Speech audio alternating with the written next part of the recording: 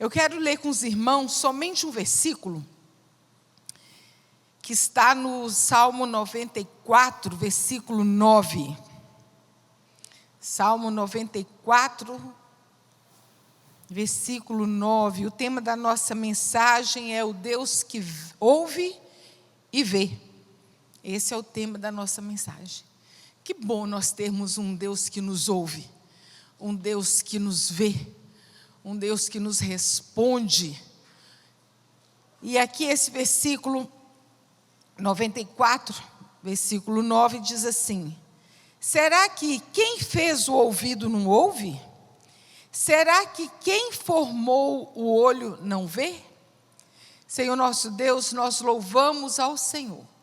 Deus, pela Tua palavra. Meu Deus, como é bom podermos louvar ao Senhor como fizemos aqui. Pai, dizer que é bom estar na Tua casa, é bom poder louvar ao Senhor, poder confessar com os nossos lábios que não dá para viver sem o Senhor. Esse é o louvor do nosso coração, essa é a sinceridade dos nossos lábios, porque a nossa alegria está de estar na Tua casa, Senhor, louvando o Teu santo nome, bendizendo ao Senhor e ouvindo a Tua palavra. Pai, nós ouvimos a palavra e colocamos em prática e vamos ser comparados ao homem que construiu a casa sobre a rocha. Meu Deus, que possamos ouvir a Tua palavra e sim colocá-la em prática, para que possamos, Deus, viver nessa terra, não agitados pelo vento, mas sim firmados na rocha que é o Senhor. Meu Deus, fala aos nossos corações, fala àqueles que aqui estão, àqueles que nos ouvem pela internet. Pai Celestial, que todo espírito de distração, todo espírito de confusão seja repreendido agora no nome santo de Jesus, é que oramos a Ti. Meus irmãos, em Gênesis, nós vemos, no Gênesis capítulo 21, nós vemos a história de Agar. Agar foi a mulher de Abraão, quer dizer, a serva que se deitou com Abraão para poder ter um filho com ele. E dessa união nasceu Ismael. E o menino cresce, começa a gerar alguns conflitos dentro de casa, o pai despede o menino e a mãe, e eles vão embora, andando pelo deserto. Em um determinado momento, a água acaba, não tinha mais o que eles fazerem. A mãe, no desespero, ela deixa o menino debaixo do arbusto e vai para longe e começa a chorar e gritar, porque ela não queria ver o seu filho morrendo. Nisso que ela está ali naquela aflição, aparece um anjo. Gênesis 21, versículo 17, diz assim: Deus, porém, o anjo disse a ele, ouviu a voz do menino, e o anjo de Deus chamou do céu a Agar e lhe disse: que tens, Agar? Não temas, porque Deus ouviu a voz do menino, daí onde está. Eu acho tão interessante esse momento aqui, que ela deixou o menino ali, vou deixar esse menino aqui para morrer e vou para longe, que eu não quero ver ele morrendo. E essa mulher, ao invés de clamar a Deus, de pedir socorro ao Senhor, ela se desesperou. E foi completamente diferente a reação do menino. Eu creio que aquele menino cresceu vendo seu pai falando com Deus, ouvindo Deus, vendo a manifestação do poder de Deus na vida do seu pai. E o anjo aparece e diz para ela o quê? Deus ouviu a oração do menino. Não foi o desespero da mãe, não foi a gritaria da mãe, não foi. E o rapaz, naquele momento, ele simplesmente clamou ao Senhor. Jeremias 33, 3 diz assim: invoca-me e responder-te-ei, e anunciar-te-ei coisas grandes e firmes que ainda não sabe. Deus fala assim: olha, você vai me invocar, você vai clamar a mim, eu vou te responder. E além de tudo, ainda vou te revelar coisas grandes, vou trazer coisas novas para a sua vida. Me invoca, fala comigo. E eu acho interessante nesse momento que Agar, que o anjo fala com Agar, ela estava ali pronta para morrer de sede, o menino morrer de sede, e de repente os olhos de Agar se abrem e ela vê que ela estava morrendo de sede do lado de um poço. O poço estava ali, a Bíblia não fala que Deus fez o poço. Os olhos dela estavam fechados. Mas quando a gente clama ao Senhor, Deus nos mostra a solução, nos mostra a saída, nos mostra uma coisa que está muito mais fácil do que o nosso desespero está impedindo que nós possamos enxergar. Às vezes o desespero é tão grande, a solução está ali do lado, uma coisa tão simples. Mas começa aquela angústia, eu vou morrer, não tem jeito. E ali naquele momento os olhos daquela mulher foram abertos e o poço estava ao lado dela. A oração faz isso, o clamor faz isso. Precisamos falar com Deus. Ele ouve, Ele responde. O problema somos nós, que muitas vezes não abrimos os nossos ouvidos para ouvir aquilo que Deus está nos falando.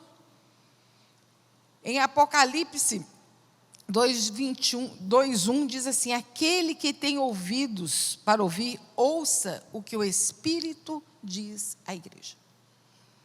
Nosso problema também, muitas vezes, é que nós não entendemos a resposta de Deus para nós. Muitas vezes a resposta de Deus é não, ou espere. Mas nós queremos entender a resposta de Deus só como sim. Não e espere é resposta de Deus para as nossas orações. Nós temos que entender o não e o sim. E muitas vezes ficamos chorosos, dizendo que Deus não respondeu, e tomamos decisões segundo o desejo do nosso coração. Existe uma história muito simplesinha, que eu gosto muito de contar aos jovens e aos adolescentes, é de uma moça que estava com muita vontade de casar. E ela queria casar com um rapaz chamado João, e todo mundo que conhecia João falava com ela: menina, não casa com esse rapaz não vai dar certo, não é um moço para você. E na multidão dos conselhos há sabedoria, mas ela, no coração dela, ela não conseguia enxergar nenhum defeito naquele rapaz. E ela ajoelhou no pé da sua cama e começou a falar com Deus: Deus, é João que o Senhor tem para mim? E nisso o sino da igreja toca. O sino da igreja tocou e ela ouviu assim: é João, é João. Ela casou com João. Quando ela casou com João, depois de um tempo, ela foi reclamar com Deus: Deus, o Senhor falou que era João, e eu no meu coração eu entendi que era isso que o Senhor tinha para mim. Naquele momento que ela estava novamente chorosa, depois de ter tomado a decisão segundo o coração dela, ela ouviu o sino tocando de novo. Aí ela entendeu, o sino estava falando assim: não é não, não é não. Nós temos que tomar cuidado, que enganoso é o coração do homem. Tem muita gente que fala assim: ah, mas o meu coração está me dizendo isso. Vamos parar e ouvir a voz do Senhor, porque muitas vezes nós ouvimos o que nos é conveniente. E quando nós chegamos lá na frente, nós vamos ver que nós tomamos uma decisão errada. E muitas vezes queremos ainda colocar na conta de Deus.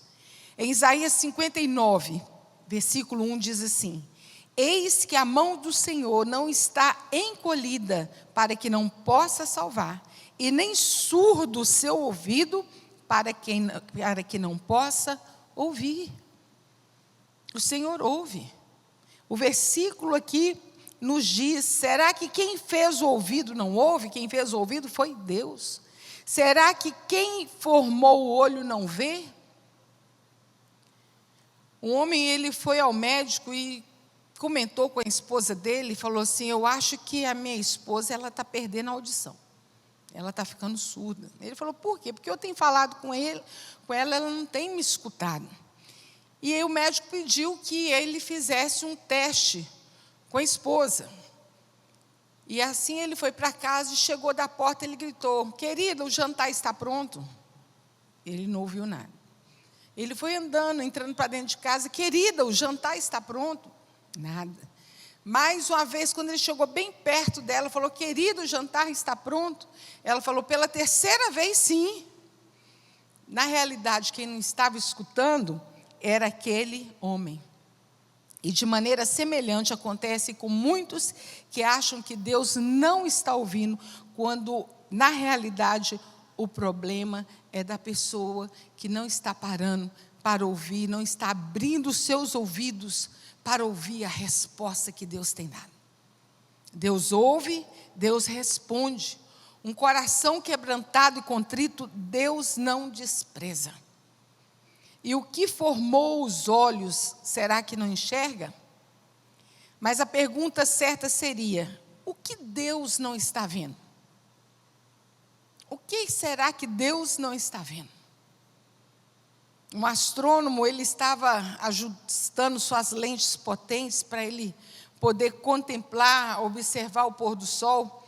Quando ele estava mirando assim, preparando para mirar para o horizonte, ele ao longe, bem longe, ele viu dois jovens, um balançando o pé de maçã para as maçãs caírem, e o outro olhando para ver se ninguém estava vendo. Naquele momento eles tinham absoluta certeza que não tinha ninguém vendo.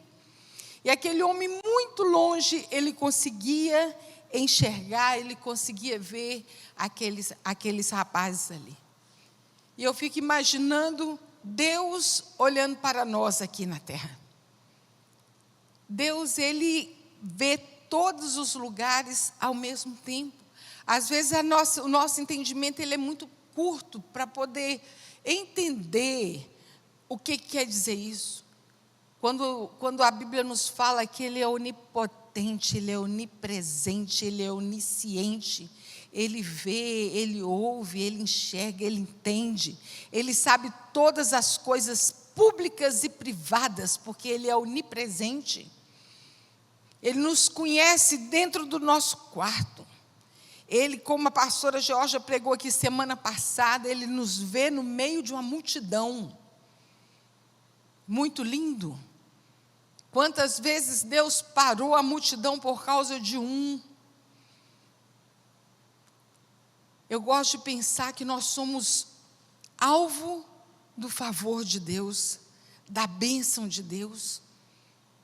Ele não erra. Quando Ele nos encontra, Ele está ali. Ele nos vê. Ele também conhece até os nossos pensamentos e intenções, porque Ele é onisciente. Em Jeremias 17 diz assim: eu, o Senhor, esquadrinho o coração e provo os pensamentos. Aquilo que passa no seu pensamento, aquilo que passa no seu coração, não passa desapercebido ao Senhor. Que coisa linda. E que coisa perigosa também. Tem hora que a gente fala assim: Senhor, purifica meu pensamento, Senhor, rejeita esse pensamento, em nome de Jesus. A gente tem que orar, né? Por aquilo que está no pensamento, porque muitas vezes está vindo lá do coração. E o que formou o olho não verá? A resposta é clara: Deus vê e não há possibilidade alguma de esconder nada dele. Em 2 Crônicas 16:9 diz assim: pois os seus olhos passam por toda a terra. Os seus olhos passam por toda a terra para mostrar-se forte para com aqueles cujo coração é totalmente dele. Os olhos do Senhor estão em todo lugar. E Ele procura para abençoar, para mostrar-se forte. Olha que versículo maravilhoso. Para mostrar-se forte para aquele cujo coração é totalmente dele. O Senhor vê todas as coisas e nada fica oculto à sua face. Ele vê quando você está alegre, mas Ele vê também todo o seu sofrimento. Ele vê as lutas que você tem enfrentado em sua família, na sua vida profissional, na sua vida afetiva. É tão bom nós podermos contar com Deus que tudo vê. É tão bom nós pensarmos que nós não estamos sozinhos. Tinha um cântico que falava assim: já não estou sozinho, agora sou feliz com Cristo em meu coração. Nós temos Jesus. É a maior preciosidade que o homem pode ter é o Senhor. Em Hebreus 4:13, diz assim: não há criatura alguma encoberta diante dele. Antes, todas as coisas estão nuas e patentes aos olhos daquele com quem temos de tratar. Todas as coisas estão explícitas diante dos olhos do Senhor. Os olhos do Senhor estão fitos em nós para nos livrar, para nos dar vitória, para nos conservar em vida e nos livrar da morte. Ontem eu conversava com um jovem e eu falava com ele: você não tem ideia de quanto Deus tem livrado você. E nós não temos, gente, nós não fazemos ideia. Existe um mundo espiritual ao nosso redor. A Bíblia fala que Satanás, o nosso adversário, ele fica ao nosso derredor, rugindo como um leão, procurando a que ele possa tragar. Mas graças a Deus que ele está ao derredor, porque a própria palavra de Deus nos diz que os anjos do Senhor acampam-se ao redor daqueles que o temem e os livra. O inimigo, ele procura sim, procura acabar com a nossa vida, mas os olhos do Senhor estão sobre nós, cuidando de nós, nos livrando, nos dando força, nos dando saída, nos dando direção. Salmo 33, 18 a 19 diz assim: eis que os olhos do Senhor estão sobre os que o temem, sobre os que esperam na sua misericórdia, para livrar as almas da morte e conservar-lhes vivos no tempo da fome. Os olhos do Senhor estão sobre aqueles que o temem. Talvez você tenha pensado ou dito: ah, Deus não está me vendo. Talvez no momento de muita angústia, de muita aflição, nós podemos fazer uma oração assim: Deus, o Senhor não está vendo o que está acontecendo? Eu estou me sentindo tão sozinho. Mas peça ao Senhor que abra os seus olhos espirituais para que você possa contemplar a presença do Senhor. Às vezes as coisas estão dando errado, a situação está indo de mal a pior. Mas não pense que você está só. Não pense que Deus não está vendo. Deus está vendo sim. Deus vê sofrimento, Deus vê as lutas. Mas a pergunta que fica, porque nós perguntamos a Deus: Deus, o Senhor não está vendo? Às vezes a gente tem essa cara de pau, de chegar diante de Deus e perguntar: Deus, o Senhor não está vendo essa situação? Mas a pergunta que fica é: em meio a tanta coisa, Deus tem visto você louvar no meio de todo o sofrimento, como Paulo e Silas louvaram a Deus logo depois de açoitados, de aprisionados e de desprezados? Paulo e Silas foram presos, humilhados, estavam ali no meio das cadeias, cheio de dor. E o que eles encontraram para aliviar aquela dor, aquele sofrimento que eles estavam, eles começaram a louvar. E o louvor foi tão profundo, foi tanto coração, que aquele lugar, primeiro eu creio que foi enchendo o coração deles de alegria. O bálsamo do Senhor veio e tirou as dores físicas, foi aliviando. E a presença do Senhor foi enchendo aquele lugar. E por fim, aquele lugar estremeceu de tanta presença do Senhor. As cadeias quebraram. E às vezes nós estamos perguntando para o Senhor: o Senhor não está vendo? Mas Deus está vendo você louvando a Deus no meio de toda dificuldade, ou Ele só está vendo você murmurando, reclamando, maldizendo? Nós cobramos do Senhor, mas Deus também espera de nós uma postura de servos do Senhor, daqueles que temem ao Senhor. Com certeza Deus está vendo muitas vezes que você não tem sido valorizado, que o pecado, ele tão de perto te rodeia, que muitas vezes você tem sido tentado, calúnias têm sido levantadas contra você, falso testemunho tem levantado. Mas no meio dessa situação, Deus tem visto a sua fidelidade como a de José.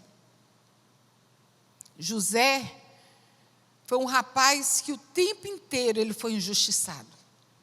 Ele foi injustiçado no meio dos seus irmãos, ele foi injustiçado quando ele estava escravo na casa de Potifar, ele foi injustiçado na prisão quando o que servia ao rei, servia o vinho ao rei, o copeiro do rei esqueceu dele, ele foi sendo injustiçado. Mas nada disso fez com que José deixasse de ser fiel ao Senhor. Eu fico pensando naquele jovem, dentro daquela prisão, ele estava absolutamente sozinho. Seu pai estava pensando que ele estava morto, que era assim que os irmãos tinham contado para o seu pai. Seus irmãos, na altura do campeonato, também já pensavam que ele já estaria morto, porque depois de tantos anos se passaram, ele foi vendido como escravo para a terra estranha, uma língua estranha, um costume estranho, e aquele menino jogado lá no fundo daquela prisão, ninguém sabia quem era aquele menino. Mas ele sabia que Deus sabia que ele estava ali. Ele sabia que ele clamava ao Senhor e que Deus estava ouvindo. Ele sabia que Deus estava vendo. Por isso, em todo tempo, ele preferiu ser fiel ao Senhor. E essa precisa ser a nossa postura. Porque muitas vezes nós estamos falando para Deus, Deus, o Senhor não está vendo? Mas no meio de toda essa situação, você tem sido fiel ao Senhor, Deus tem visto a sua fidelidade. Com certeza Deus está vendo que armaram contra você,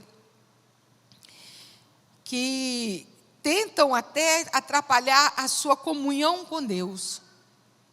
Mas em meio a tudo isso, Deus tem visto você permanecer fiel em oração, como Daniel foi visto. Tramaram contra a vida de Daniel, intentaram a morte de Daniel, fizeram de tudo para que ele parasse de orar, de clamar ao Senhor. Saiu um decreto do rei, aquele que durante 30 dias não adorar somente o rei, será colocado na cova dos leões. Daniel não mudou a postura dele, mesmo em meio de toda traição, mesmo em meio de todo problema, ele perseverou em oração. Ele escolheu ser fiel ao Senhor nas suas orações. Às vezes a luta vem, o abatimento vem, aí perde a força para orar. Meus irmãos, não caia nesse engodo de Satanás, de cair no desânimo. Quando o desânimo vier, é aí que tem que dobrar o joelho. Quando nós dobramos o joelho diante do Rei dos Reis, do Senhor dos Senhores, e abrimos nossa boca em oração, as cadeias quebram, Satanás bate em retirada. Mas às vezes chega o problema, você para de orar, ainda pergunta para Deus, Deus, o Senhor não está vendo? O Senhor não está vendo? Enfim, o que Deus não está vendo? Então, que cada um de nós possamos lutar para sermos vistos diante de Deus como seres sinceros, retos, temente a Ele, que se desvia do mal.